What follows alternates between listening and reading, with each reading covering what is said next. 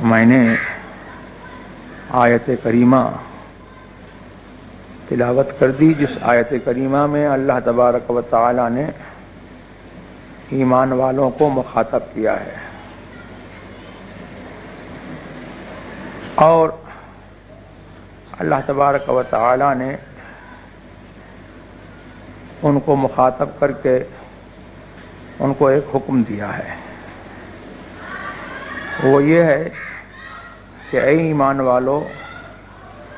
جب جمعہ کے دن اذان کہی جائے تو اللہ کا ذکر سننے کے لیے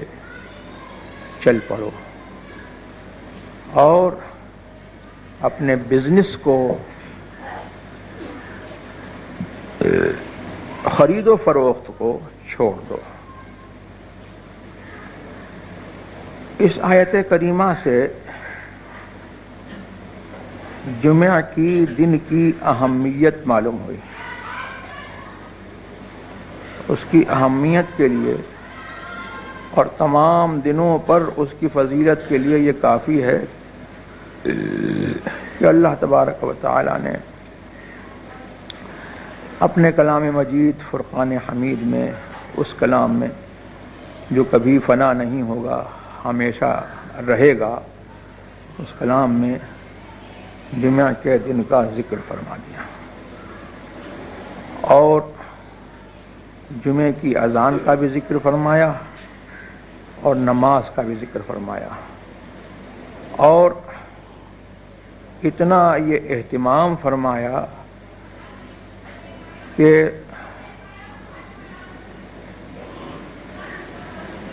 جمعے کے دن امام جمعے کی نماز سے پہلے جو خطبہ پڑھتا ہے اس کے لیے یہ صاف صریح حکم فرما دیا کہ جب اذان ہو جائے تو اس وقت تم کو دنیا کے کاروبار میں لگے رہنا جائز نہیں ہے اور 1 منٹ کی بھی تاخیر کرنا حرام ہے۔ اذان، پہلی اذان پکاری جائے اور تم ریڈی ہو، تیار ہو تو فوراً خطبے کے سننے کے لیے حاضر ہو جاؤ۔ ہم کو جو ہے مستعد کر دیا گیا، ریڈی کر دیا گیا کہ خطبے کو سننے کے لیے جو ہے حاضر ہو جاؤ پہلے سے۔ اور جمعے کے دن مسجد میں پہلے آنا جو ہے یہ بڑے ثواب کی بات ہے۔ بہت ساری حدیثیں اس سلسلے میں ہیں، میں آپ کو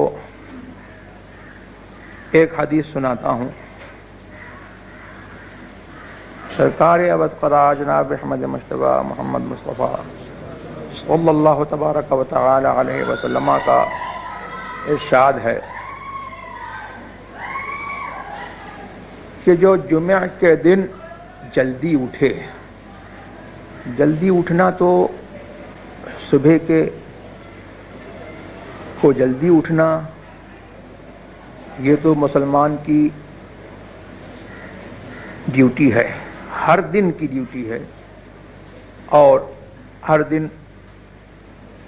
جلدی اٹھنا فضل کا کام ہے، ثواب کا کام ہے، اچھا کام ہے، لیکن جمعے کی کچھ خصوصیت ہے کہ سرکار فرماتے ہیں کہ جو جمعہ کے دن جلدی اٹھے اور جلدی جلدی سارے اپنے کام نپٹائے اور جمعہ کے دن خود بھی نہائے اور اپنے اہل خانہ کو نہلوائے، یعنی اہل خانہ سے جو ایک کانٹیکٹ ہے پرمیسیبل، جس کی شریعت سے اجازت ہے، جمعہ کے دن، جمعہ کی شب میں وہ کانٹیکٹ بھی ثواب کا کام ہے۔ سرکار فرماتے ہیں خود بھی نہائے اور اہل خانہ کو نہلوائے اور پھر وہ جمعہ کے دن جلدی چل پڑے تو اللہ تبارک و تعالی اس کے لیے ہر قدم کے بدلے میں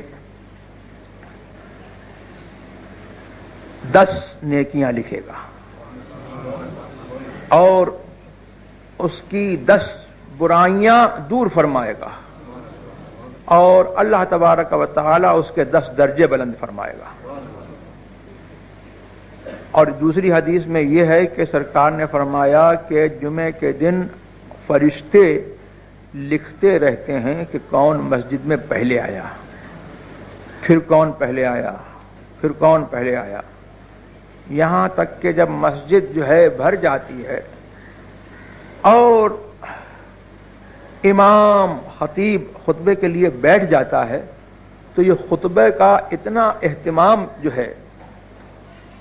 آیت کریمہ میں کیا گیا اور حدیث پاک سے ہم کو معلوم ہوتا ہے. حدیث میں آیا کہ فرشتے جن کا کام جو ہے وہ لکھنا ہے، وہ کبھی بندوں کے نامہ اعمال لکھنے سے جو ہے وہ توقف نہیں کرتے، ہمیشہ بندوں کے نامہ اعمال لکھتے رہتے ہیں. اس وقت جب امام خطبے کے لیے بیٹھ جاتا ہے تو یہ اپنے صحیفوں کو، اپنی بکس کو یہ لپیٹ لیتے ہیں اور امام کے قریب بیٹھتے ہیں. معلوم یہ ہوا کہ امام کے قریب بیٹھنا جو ہے یہ فرشتوں کی سنت ہے اور جلدی آنا جو ہے یہ بھی جو ہے وہ فرشتوں کی سنت ہے.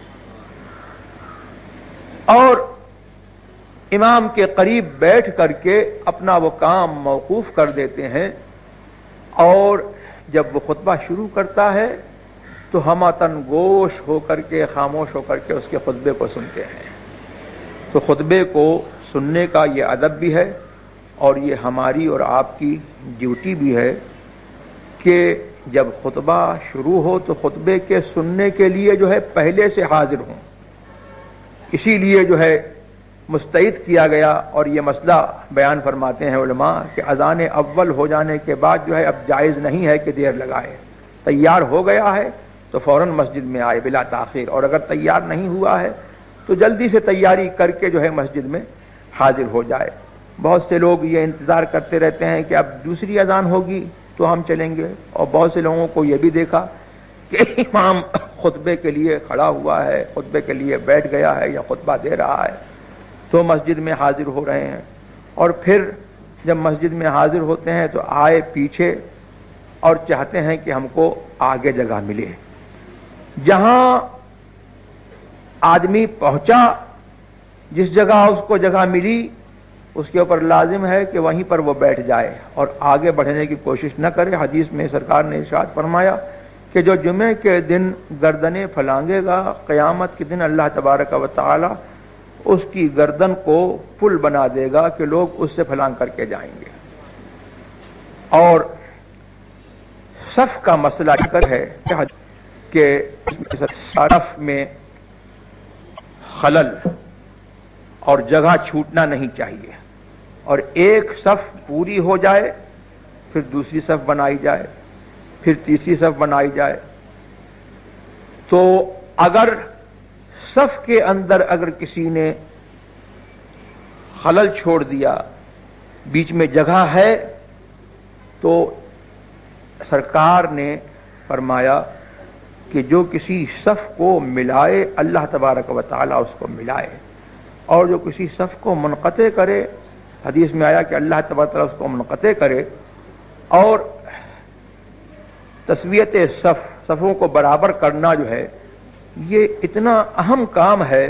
کہ اگر صف میں فرجہ درمیان میں جگہ چھوٹی ہوئی ہے تو اب حکم یہ ہے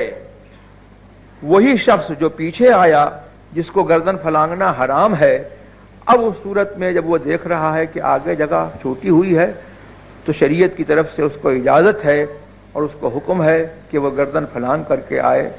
اور جو صف میں جگہ چھوٹی ہوئی ہے اس کو بھر دے، اس لیے کہ اگلی صف والوں نے اپنی حرمت کو خود ختم کیا. یہ چند احکام خطبہ اور صف کے احکام جو ہے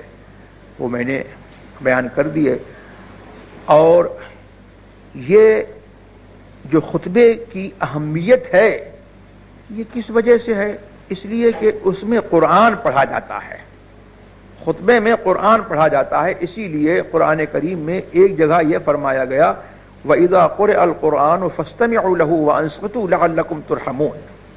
جب قرآن پڑھا جائے تو اس کو کان لگا کر کے سنو، اس کو سننے کے لیے پہلے سے مستعد رہو، وَأَنصِتُوا، اور جب پڑھا جائے،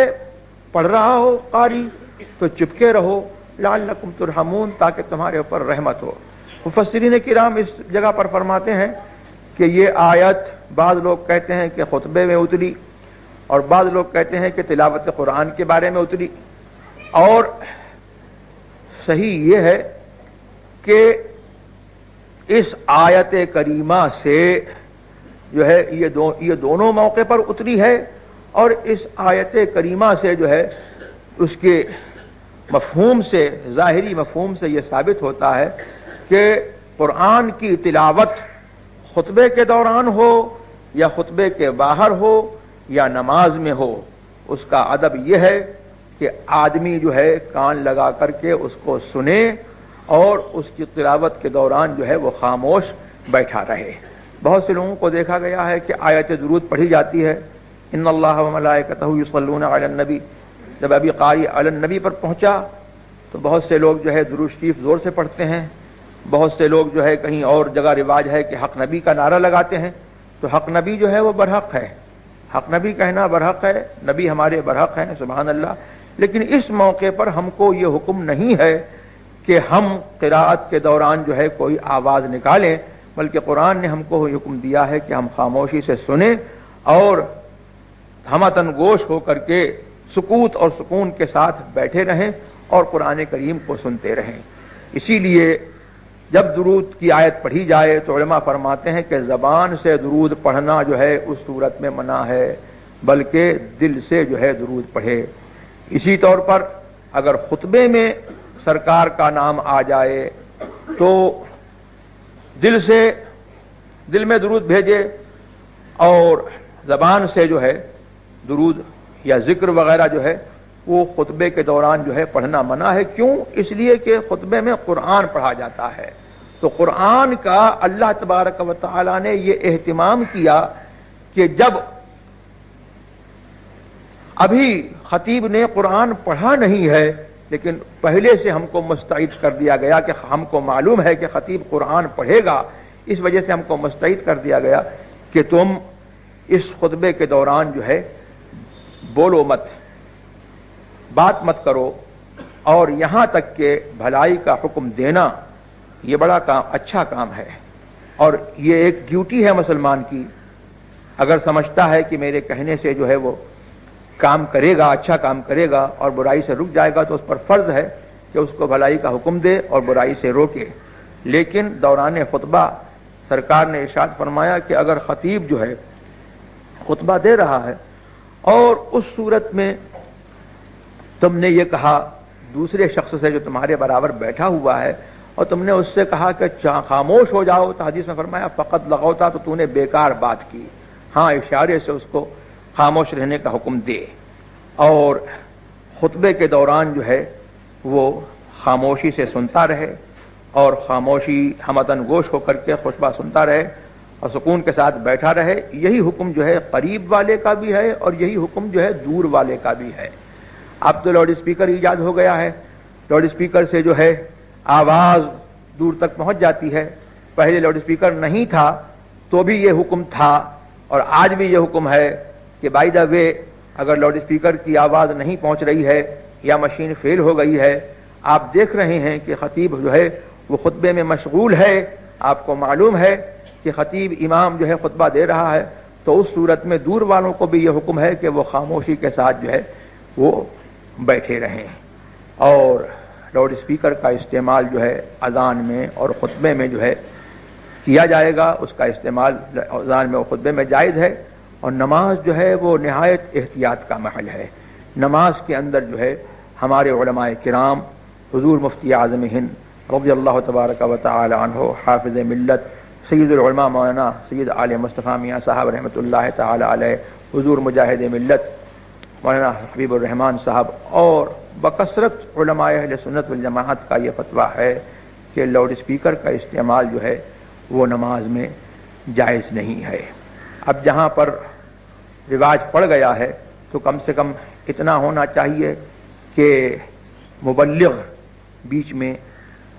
جو سنی صحیح العقیدہ متقی پرہیزگار اور جس کی ادائیگی صحیح ہو وہ بیچ میں کھڑے ہو کر کے امام کی تکبیرات کے ساتھ ساتھ جو ہے وہ بھی تکبیر کہتا رہے تاکہ امام کی نقل و حرکت مبلغ کے ذریعے سے لوگوں کو معلوم ہو جائے اور لوگ